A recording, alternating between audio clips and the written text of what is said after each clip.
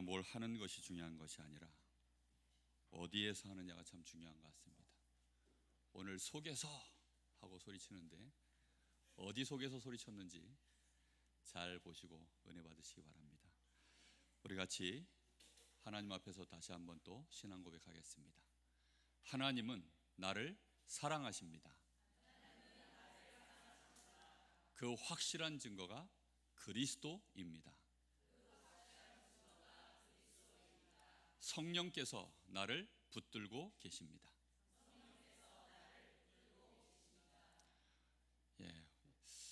이 서론을 여러분하고 하고 나면 사실 말씀 전하서 말씀의 본문과 연결에 들어가기가 쉽지 않을 때가 참 많습니다. 오늘 하나님은 나를 사랑하십니다 이래 놓고 왜 예수를 욕하는가, 이제 이렇게 가려고 하니까 참 쉽지가 않습니다.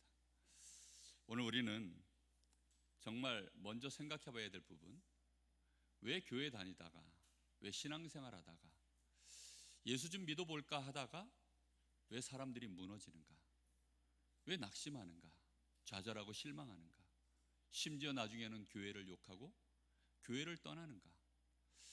그런 신자들 정말 많거든요. 여기 앉아 있는 분들 중에도 이제 신앙생활을 막 시작하신 분도 있고 오래된 분들도 계십니다. 근데 여러분들 앉아 계시면서 내가 신앙생활을 시작한 지 얼마가 되었다, 내가 지금 직분이 무엇이다, 심지어 여기 앞에 서 있는 이 목사라 할지라도 혹시 마음속에 여러 가지 걱정과 근심과 이런 것들이 있다면 그거는 심각한 사실은 문제가 되어집니다.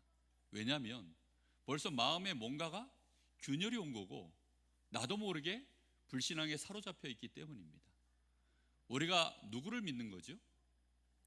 예수를 통하여 하나님을 만나고 성삼위 하나님을 믿는 것이 우리의 신앙생활입니다. 그런데 이 축복을 우리가 실제로 누려야 되는데 왜 그렇게 못하는가? 그 가장 큰 이유는 나 때문입니다. 나 자신 속에 들어있는 생각들이 그것을 가장 많이 방해합니다.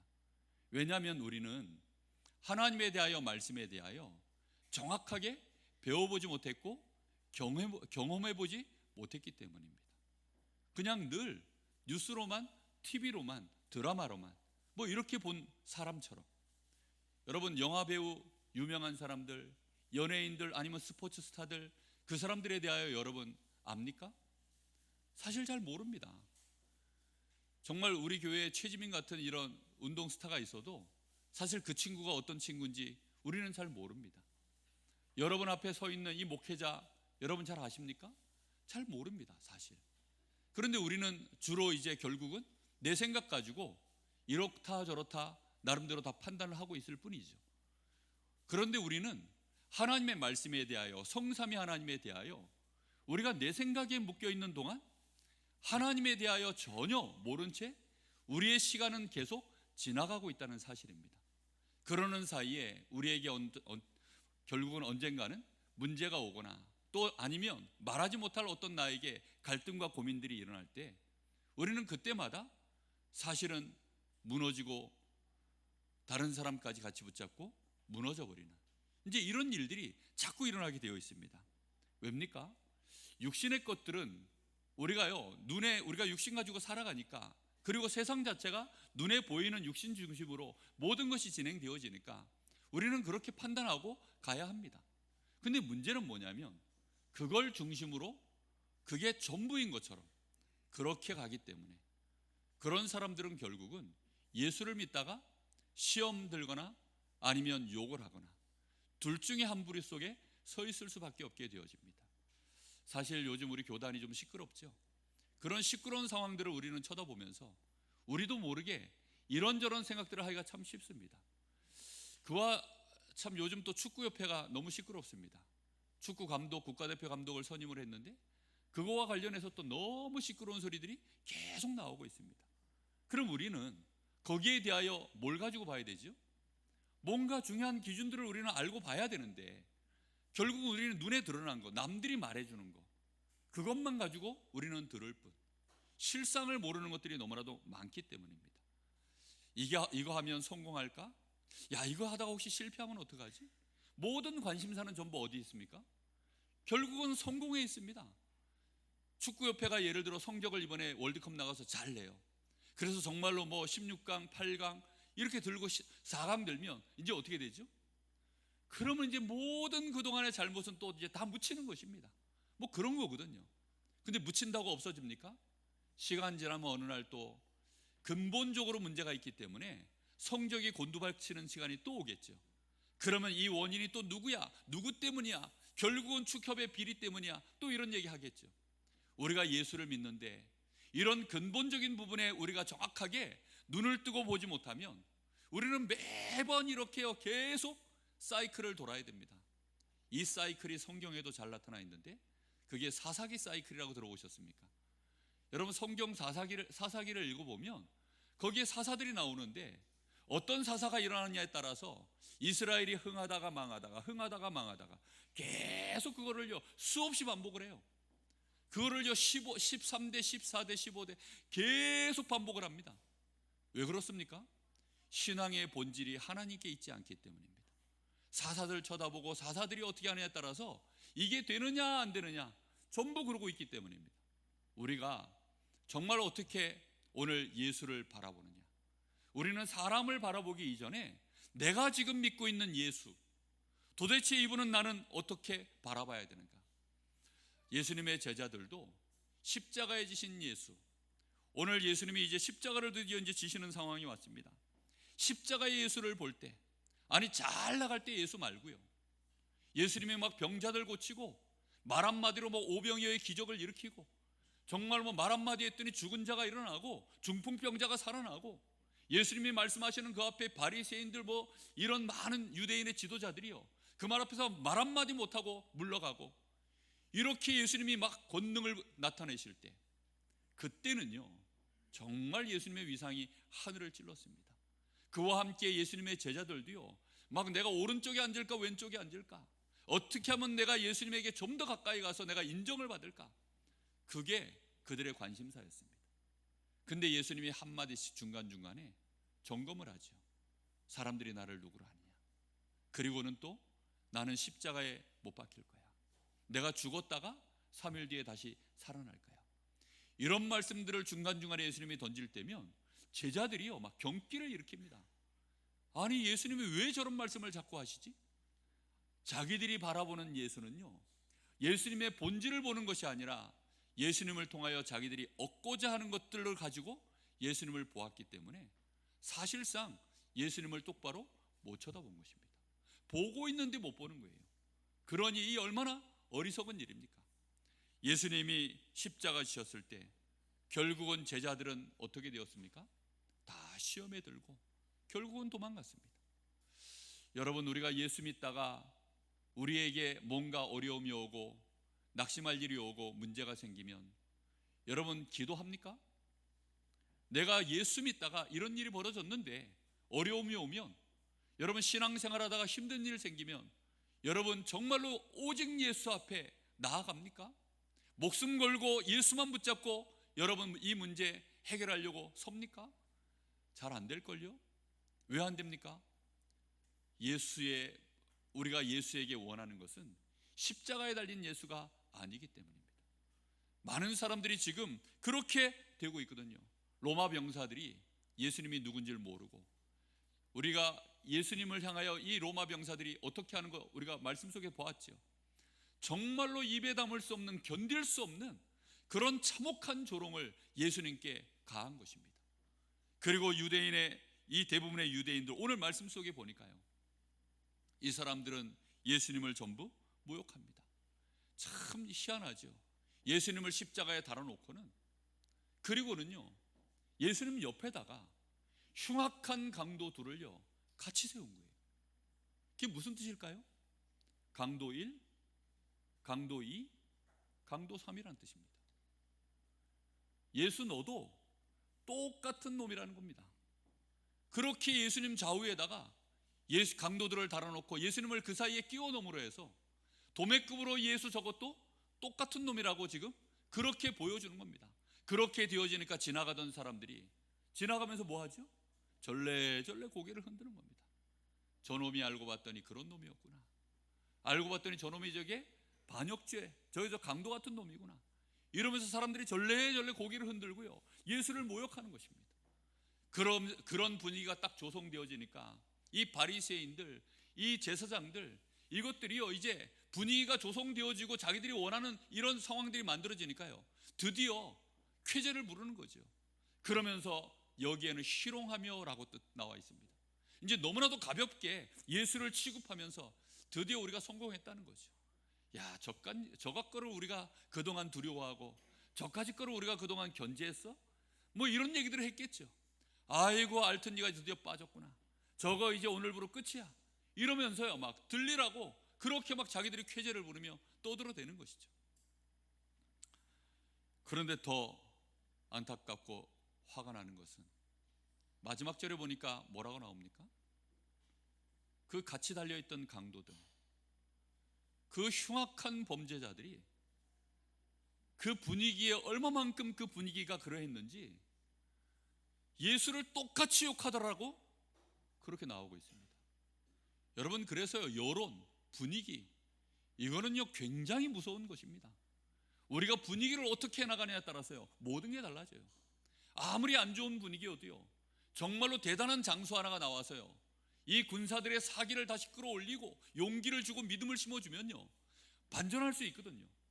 그런데 어마어마한 대군을 가지고도요 사기가 떨어지면 사실상 우리는 졌구나, 안 되는구나, 이렇게 되게 되어 있습니다.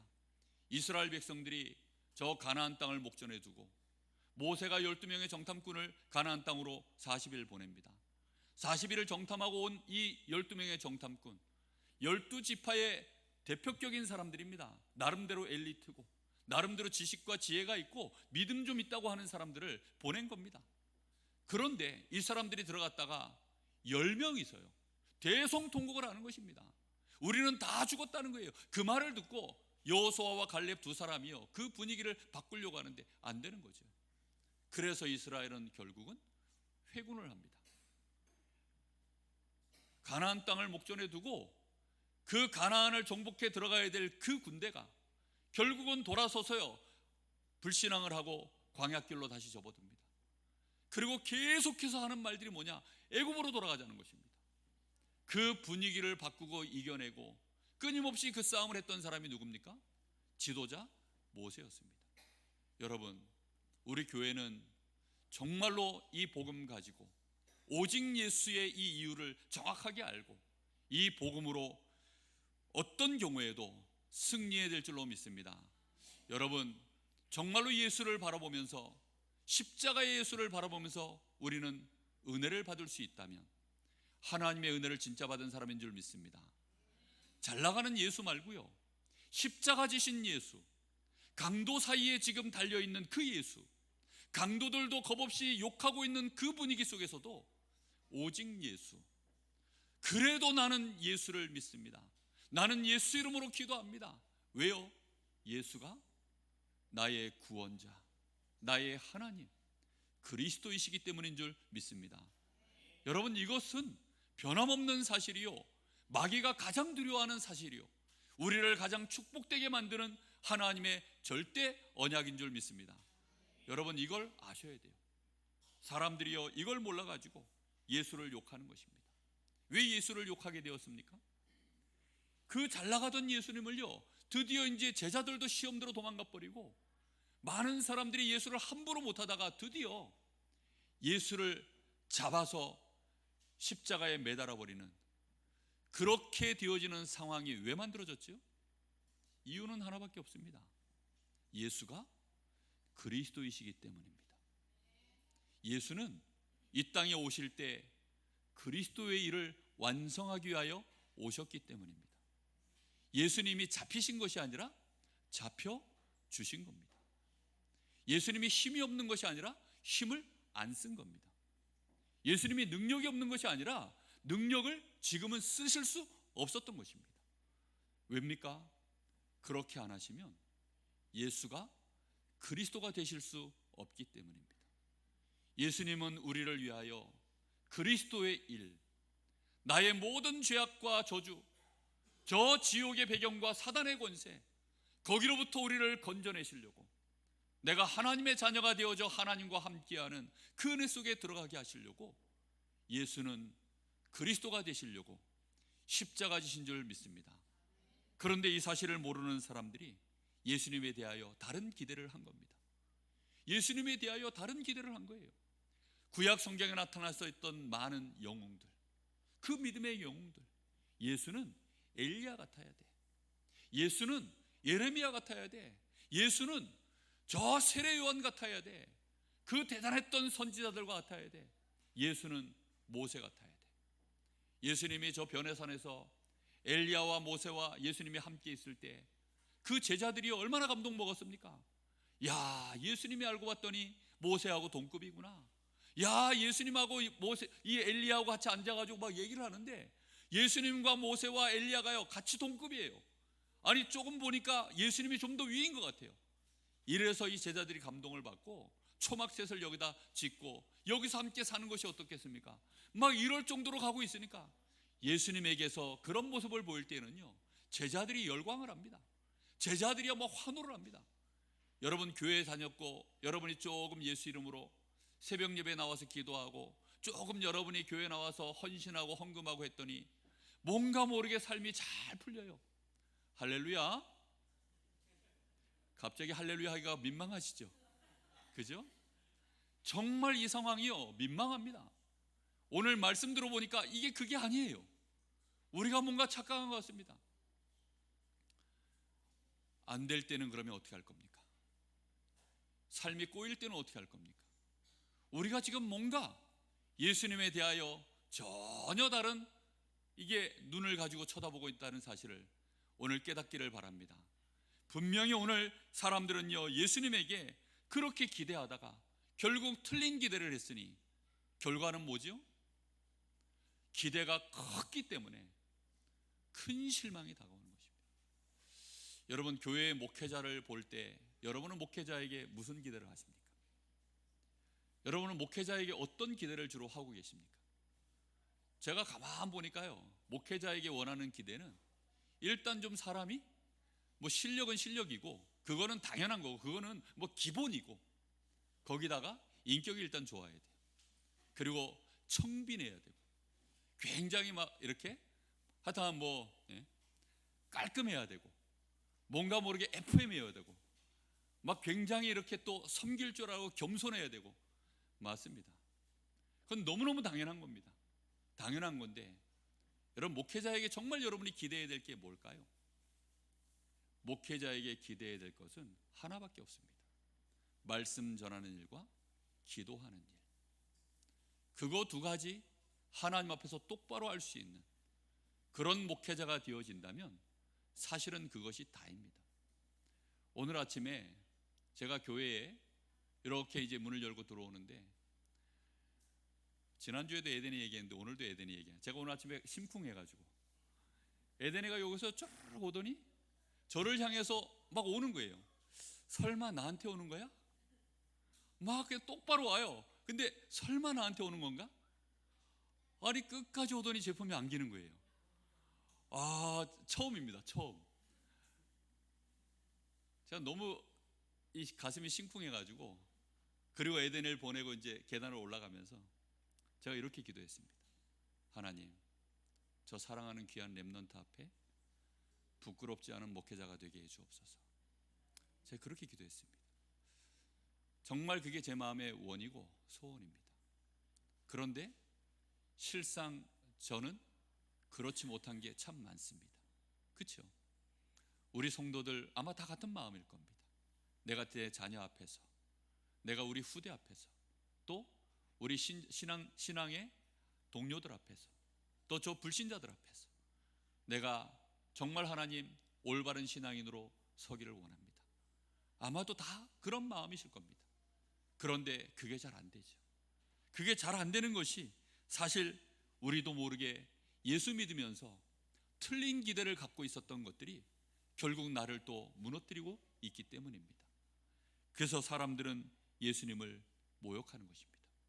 예수님에 대하여 실망한 내용이 결국은 뭘까요? 예수가 알고 봤더니 그리스도였기 때문입니다. 사람들이 그리스도를 잘 알았다면 예수님에 대하여 이제 끊임없는 감사를 할 터인데 하나님께 정말로 감사할 터인데 사람들이 그리스도를 잘 몰랐기 때문에 예수가 그리스도의 일을 하시기 시작하니까, 본격적으로 그리스도의 일만 하시니까 사람들이 실망해 버렸습니다. 그리고는 예수에 대하여 모욕을 가하는데, 모욕하는 내용이 전부 그리스도에 대한 일들만 가지고 모욕을 합니다. 성전을 사흘 만에 헐고 짓겠다는 자요, 그리 해보라는 것입니다. 그 성전은 누구를 뜻합니까? 예수님 자신의 육신을 뜻합니다. 예수님이 십자가 지시고 죽은 이후에, 그게 예수님 십자가 지실 때 성전이 헐리는 거거든요. 그리고 예수님이 3일 만에 다시 부활하시는 그것은 성전이 세워지는 것을 의미합니다. 근데 사람들은요, 그걸 가지고 예수님이 그리스도라고 하는 그 내용을 가지고, 본인들은 몰라요. 지금 모르고 떠드는 얘기인데 마귀는 이 사람들에게 어떻게 감동을 줬는지, 예수님이 그리스도의 일을 감당해야 될 그 내용을 가지고요, 예수님을 조롱하고 있습니다. 네가 다른 사람들은 구원할 수 있는데 너 자신은 구원하지 못하냐? 그리스도의 가장 중요한 일이 무엇입니까? 구원의 역사를 이루는 것입니다. 네가 만일 하나님의 아들이거든 여기서 내려와 봐라. 그럼 내가 너를 믿겠노라. 전부 말하는 내용들이 무엇입니까? 베드로가 신앙 고백했던 내용들입니다. 주는 그리스도시요 살아계신 하나님의 아들이십니다. 예수님이 평소에 얘기하셨던 내용입니다. 내가 아버지와 하나이니라. 여러분, 사람들이요 몰라가지고 지금 예수가 그리스도라고 하는 이 내용을 가지고 예수님을 비난하고 모욕하고 그러고 있는 것입니다. 그리스도 알게 되기를 예수님의 이름으로 축복합니다. 우리가 예수를 진짜 믿어야 되는 이유는 무엇일까요? 사람들이 예수를 몰라서 예수를 지금 조롱하고 모욕합니다. 지금도 많은 신자들이요, 예수가 누군지 잘 몰라서 교회를 다니다가 낙심하고 떠나가서는 나중에는 교회를 욕하는 자가 되어 있습니다. 저는 현재 교회를 다니면서도요, 교회를 욕하는 사람들 많이 만납니다. 후대들이요, 교회가 뭔지를 몰라가지고 교회를 욕하는 사람들 많이 만납니다. 왜입니까? 예수가 누군지를 몰라서요. 우리가 예수 믿을 이유는 무엇입니까? 예수가 그리스도이시기 때문입니다. 만약에 그 이유가 아니라면 우리는 둘 중에 하나입니다. 예수를 욕하든지 아니면 예수로 인해서 시험 들든지. 결국 수준이 똑같은 거예요. 예수님의 제자들 도망갔죠. 걔네들은 예수님과의 관계가 도망갈 입장이고, 다른 사람들은 예수님의 관계가 어떤 입장입니까? 욕할 입장이에요. 그렇기 때문에 이게 수준이 똑같은 겁니다. 결국은 나은 게 없어요. 그런데 감사한 것은 제자들은 하나님께 은혜를 입었고, 이 사람들은 은혜를 입지 못한 것입니다. 로마서 3장에 보면 우리가 하나님의 은혜를 입은 것, 로마서 3장 23절에 보면 모든 사람이 다 죄를 범하였다고 나와 있습니다. 그래서 모든 사람이 다 죄인이기 때문에 특별히 하나님이 우리에게 은혜를 주시지 않으면 우리는 구원받을 수 없는 사람들입니다. 거기에서 이렇게 중요한 예화를 얘기합니다. 태속에 있을 때부터 하나님이, 저 엄마의 뱃속에 있을 때부터 쌍둥이 두 아들이 있습니다. 그게 에서와 야곱입니다. 그 이삭의 두 아들이죠. 근데 뱃속에 있을 때부터 이 쌍둥이 두 아들인데 하나님의 에서는 미워하고 야곱은 사랑했다, 이렇게 나와 있습니다. 아니, 하나님이 뱃속에 있을 때 나와가지고 뭐 울음이라도 한번 운 다음에 아이고 저 우는 거 보니까 저 싹수가 놀았네 해가지고 에서를 미워하시고, 이게 아니고 그냥 뱃속에 있을 때부터 에서는 미워하고 야곱은 사랑하셨다. 하나님의 절대 주권인 줄 믿습니다. 하나님이 은혜를 입히신 거예요. 그 은혜를 입히셨기 때문에 이 사람들은요, 예수께 시험 든 것입니다. 시험이 들어도 예수를 바라볼 때 시험 드는 사람은 될지라도 욕하는 사람은 되지 않기를 예수님의 이름으로 축복합니다. 수준이 똑같아도 알고 보면 축복이 달라요. 마지막 뒤의 결과가 사실은 다릅니다. 우리가 예수 믿는 이유, 결국은 예수님이 그리스도이시기 때문입니다. 오늘 이 말을 잘 알아들으십시오. 그리스도라는 말이 도대체 무엇일까요? 한마디로 말하면 우리가 가지고 있는 근본된 문제를 해결하신다는 뜻입니다. 우리의 근본에 뭐가 문제로 들어있죠? 원죄예요. 우리 조상들이 지은 조상의 죄예요. 내가 살면서 지은 자범죄예요. 우리의 근본은, 신분은 어떻게 되어 있죠? 마귀 자녀예요. 우리의 배경은 어디에 되어 있죠? 저 지옥이요. 우리는 그래서 하나님을 절대 만날 수 없는, 하나님의 형상으로 지어진 우리가 하나님의 은혜를 받을 수 없는, 하나님을 전혀 알 수 없는 그런 인생으로 가야 될 우리를, 그 근본 자체를 의인으로, 하나님의 자녀로, 천국 백성으로 신분을 바꿔주신 줄 믿습니다. 여러분, 이것이 우리에게 와 있는 그리스도를 믿는 이유입니다. 여러분, 이 축복을 알면 권세도 알게 되어 있습니다. 권세, 이 신분에 따라 모든 권세는 바뀌거든요. 대한민국 사람, 정말 지난번에도 얘기했죠. 동남아 지역에 가면요, 막 정말 인기 짱입니다. 저 특히 못 사는 동남아 이런 지역에 가면 정말 한국에서 왔다는 이유로요, 그래서 사람들이 막 부러움의 대상이에요. 그리고 우리 한국 사람들이 뭐 한국 K 문화 뭐 이런 거 들어가면요, 난리도 아닙니다. 그게 어느덧 그 신분에 따라 권세가 있는 것이죠. 여러분, 강대국 사람들은요, 한국이, 이 약소국이 함부로 범죄를 저질러도 함부로 어떻게 하지 못합니다. 왜지요? 강대국이기 때문에. 우리가 하나님 나라의 하나님의 자녀로, 우리는 하나님 앞에 의인으로 그리스도 안에서 발견되어지고, 우리는 그런 축복을 누리고 있기 때문에 죄 권세, 사단의 권세, 저 지옥의 권세, 다시 말하면 음부의 권세가 너를 이기지 못하리라. 아멘. 여러분, 이 축복을 마음에 딱 누리십시오. 그래야만 흔들리질 않아요. 근본적으로 내가 운명이 바뀌어버렸구나. 그래서 이제부터는 내가 예수 이름으로 기도하면 되는구나라는 결론이 나와집니다. 그리스도를 진짜 믿음으로 내 신분, 내 운명이 바뀌었다는 걸 알아야만 여유 있게 기도가 나온다니까요. 사람들은 이걸 모르면요, 기도합시다 라고 얘기하면요, 그것처럼 무책임한 말처럼 들리는 게 없는가 봐요. 기도할게요 이러면요, 기도합시다 이러면요, 기도하면서 인도받읍시다 이런 말 하면요, 미칠라 그래요. 눈으로 욕을 해요. 야, 뒤에서는요, 막 진짜 뒤에서는 막 들려오는 말을 듣고 있어 보면 그 들리는 말들이요, 참담하기 그지없습니다. 왜입니까? 자기가 누군지를 몰라서 그렇습니다. 정말로 그리스도 안에서 내가 어떤 존재가 되어졌는지, 그리고 교회가 무엇인지 모르기 때문에 예수님의 이름으로 우리가 기도할 때에는 이미 우리는요, 완전한 은혜, 완전한 축복 속에 들어있기 때문에 따라합시다. 망할 수 없다. 망해도 천국이다. 예수 밖에 있는 사람은 어떤 줄 압니까? 잘 돼도 지옥이다. 따라하지 마십시오. 잘 돼도 지옥입니다. 아무리 잘 돼도 지옥이에요. 참 정말 가슴 아픈 일입니다. 괴테가 쓴 그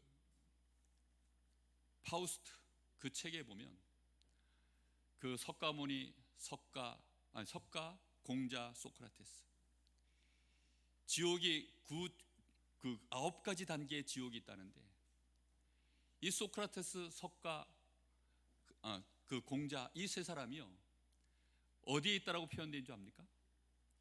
제일 나쁜 지옥이 구지옥이고 제일 좋은 지옥이 일지옥인데, 그 세 사람은 일지옥에 있더라고 그렇게 기록을 해놨습니다.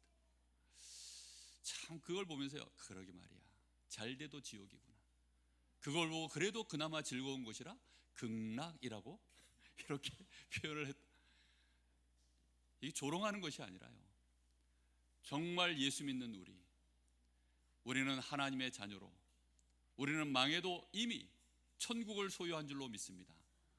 제가 어렸을 때요, 교회 장로님 한 분이 식사를 하면, 교회에서 이제 우리도 예전에 교회에서 식사를 이렇게 푸짐하게 했잖아요. 근데 한 번씩 명절, 교회 명절이 되어지면 떡이 이렇게 나옵니다. 그럼 장로님이요, 밥을 안 드세요. 그리고 뭐 하시느냐, 떡만 먹어. 그래서 장로님한테 어린 마음에 이해가 안 돼. 아니 장로님, 왜 식사 안 하시고 떡만 드십니까? 했더니 밥은 이미 내 거라서 이건 놔두고 떡을 먼저 다 먹고 내가 밥 먹으려고 그런다고 그 말을 듣는데요, 장로님이 그렇다고 뭐 옹졸한 분이거나 인격 이상 그런 분이 아닌데 제가 너무 존경하고 괜찮은 분이신데 그렇게 말씀을 하시니까 너무 이해가 되는 거예요. 그러면서 그 말이 그렇게 즐겁게 느껴지더라고요. 아, 이분이 뭔가 다르신 분이구나. 뭔가 오히려 존경스럽고 지혜가 있어 보이고 그렇게 느껴지더라고요. 여러분, 우리는 이미 천국 내 겁니다. 나는 이미 하나님의 자녀입니다. 여러분, 그 사실이 그리스도 안에서 이미 나에게 와 있는 축복이라니까요. 이제는 예수 이름으로 떡 드십시오. 할렐루야. 정말로 예수 이름으로 문제가 오면 그 문제 앞에 이게 하나님의 계획이 뭐냐, 여기에 하나님의 축복이 뭐가 들어있냐, 이걸 통해서 하나님은 나를 어떤 증인으로 세우시려고 하시는가. 여러분, 이제부터는 그 사실을 기대하면서 나가셔야 돼요. 그게 우리가 예수 믿을 이유입니다. 다른 이유가 없어요. 정말 오늘 이후로 예수가 그리스도이시기 때문에 더 이상 시험 들지 않기를 예수님의 이름으로 축복합니다. 반대로 예수가 그리스도이시기 때문에 오늘부터 기도할 수 있는 이유가 충만해지기를 예수님의 이름으로 축복합니다. 자, 오늘 말씀의 결론입니다.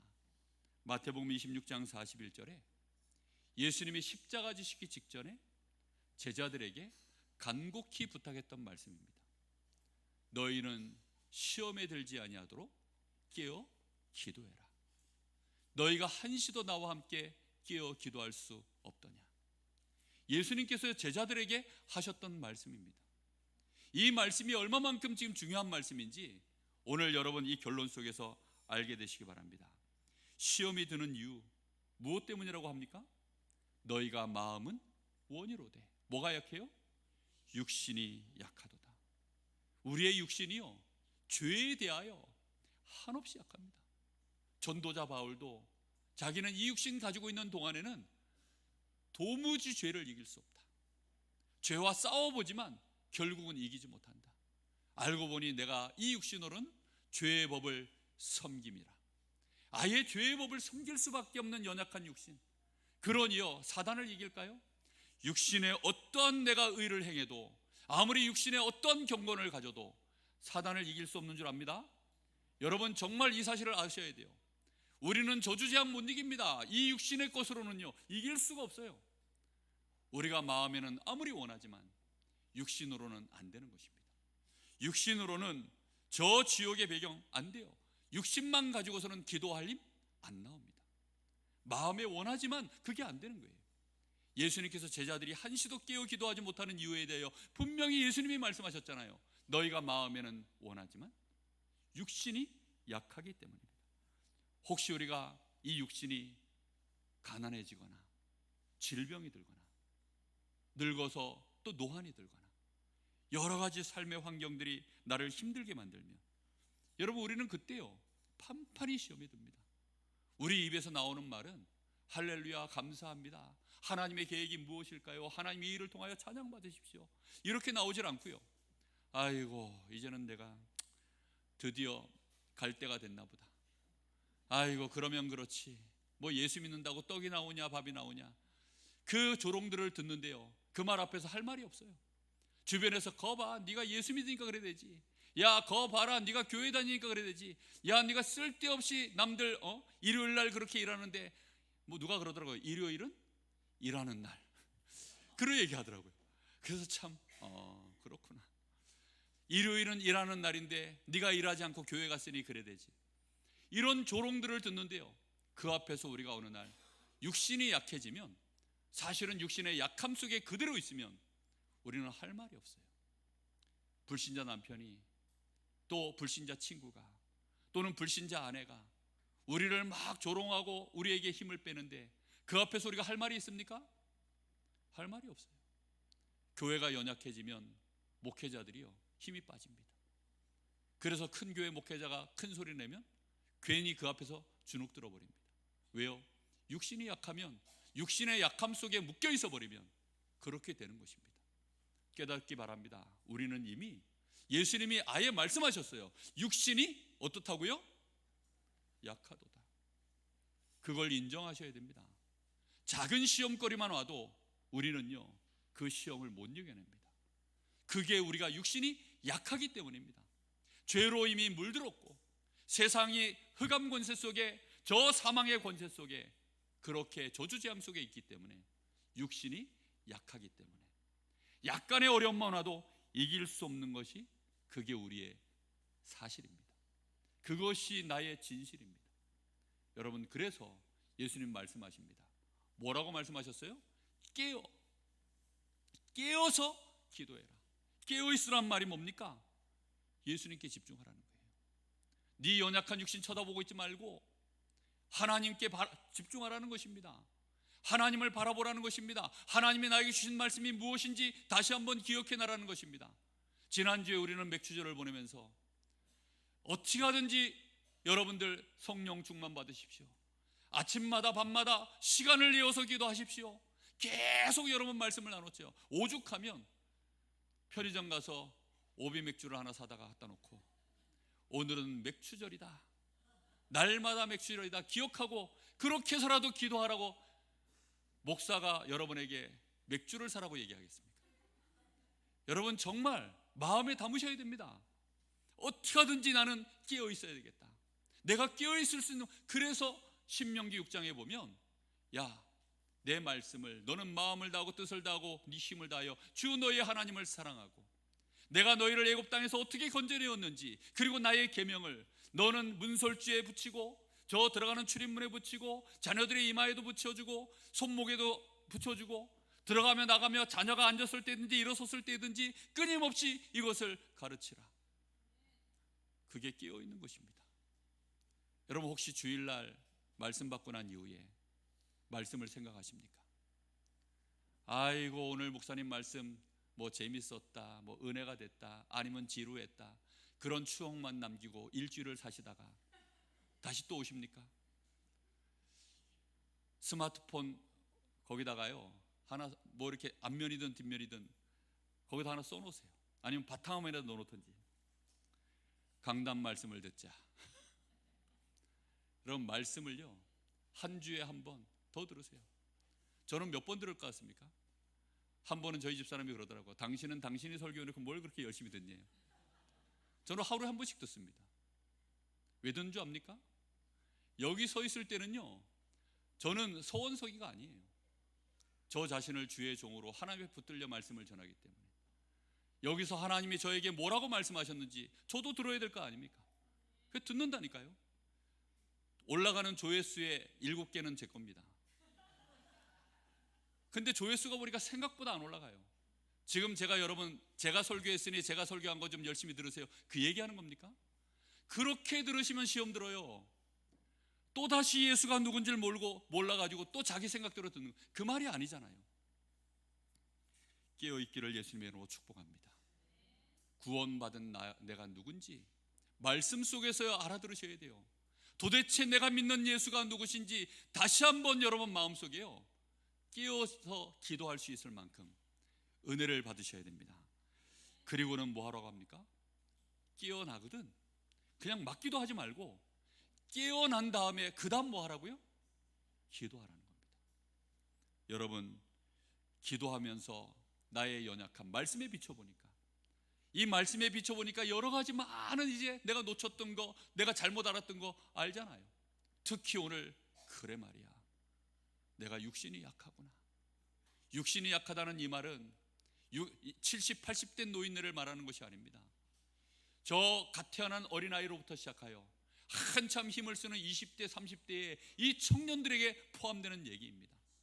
육신이 약하다는 것 깨닫게 되기를 바랍니다. 그래서 깨어서 뭐 하셔야 되느냐? 성령의 충만함을 주옵소서. 말씀으로 하나님 나에게 충만케 하여 주시옵소서. 하나님 나에게 성령의 권능으로 역사하여 주옵소서. 오직 여호와를 앙망하는 자는 새 힘을 얻는다고 말씀하셨는데, 하나님을 앙망합니다. 하나님을 바라봅니다. 그래서 나도 증인되게 하여 주시옵소서. 내 일평생 사는 동안에 예수 이름 부르다가 시험 들지 않게 하옵소서. 내 일평생 사는 동안에 예수 이름에 내가 나 때문에 욕먹는 일 없게 하여 주옵소서. 여러분, 이게 우리 가슴 속에요 사무친 원한이 돼야 됩니다. 아니, 복음을 말하는 사람이 왜 그렇습니까? 복음 가진 자가 왜 그렇습니까? 예수 믿는다고 하는 사람이 왜 이렇습니까? 우리가 인격이 부족하고 실력이 부족하고 무능해서 그렇게 욕먹을 수는 있습니다. 그러나 우리가요, 그것이요 10년이 지나고 20년이 지나도 여전히 그렇게 욕을 먹는다? 그거는 내가 믿는 예수가 뭔가가 잘못된 것입니다. 우리는 예수 이름으로 전혀 틀린 기도를 지금 하고 있기 때문입니다. 나는 두 번 다시 예수 앞에서 시험 들지 않도록 하나님 나에게 성령 충만 주옵소서. 예수님의 제자들이 성령 충만 받고 난 이후에는 예수 이름 앞에서요 시험 든 적이 없어요. 오히려 예수 이름으로 순교하는 일들을 전부 감당을 했죠. 예수 이름 때문에 헌금하고 헌신하고 죽을 일 있으면 생명도 아깝게 여기지 아니하고 오히려 핍박받음을 감사하고 내가 핍박받을 수 있는 자리에 있음에 대하여 오히려 내가 이 정도 되었구나, 하나님이 나를 이만큼 인정해 주시는구나, 그것 때문에 감격하고 그렇게 바뀌어버렸습니다. 여러분, 두 번 다시 내 인생 속에 예수 이름 앞에 시험 드는 일 없도록 나에게 오늘 새 은혜를 부어 주옵소서. 예수를 욕하는 자들 앞에 예수가 그런 분이 아님을 보여줄 수 있는 그리스도인으로 정말로 이제는 새롭게 힘을 얻기를 예수 그리스도 이름으로 축복합니다. 우리 합심하여 같이 기도하겠습니다.